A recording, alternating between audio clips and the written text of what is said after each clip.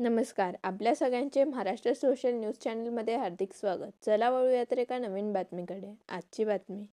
अवकाळी पाऊस आणि गारपिटीमुळे धुळे जिल्ह्यातील रब्बी पिकांचे मोठे नुकसान झाले आहे.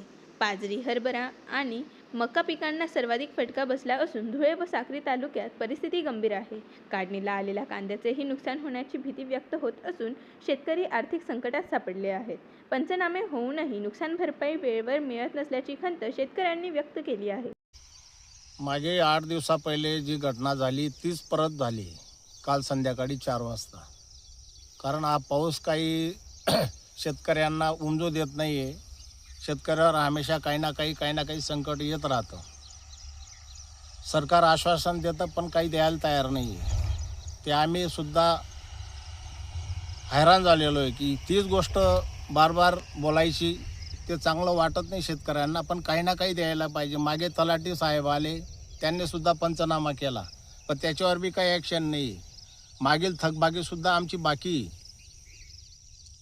काय नेमकं नुकसान म्हणजे बाजरी पडलेली आहे, मका पडलेला आहे, नुकसान बरंच झालेलं आहे. आता सगळं नुकसान सांगितलं म्हणजे तरी त्याच्यावर काही ॲक्शनच होत नाही ना.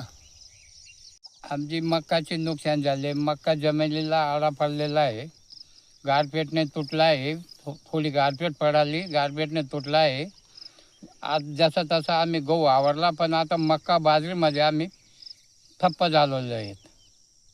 काय मागणी तुमची आता सरकारकडे? आमची मागणी आहे जे पंचनामे करून आम्हाला काही मिळत नाही, ते आम्ही पंचनाम्याला सुद्धा उभं राहायला तयार नाहीत. पण आता असं आहे की शासनाकडून भेटलेली आशामुळे आम्ही येतात, पण काही मिळत नाही आम्हाला. 2-4-8 दिवसात नाही परत दुहेरी संकट आलं आणि अजून परत 3 तारखेपर्यंत सांगितलेलं आहे. म्हणजे जे आहे ते हातात येतं किंवा नाही येतं याची शाश्वत नाही आहे.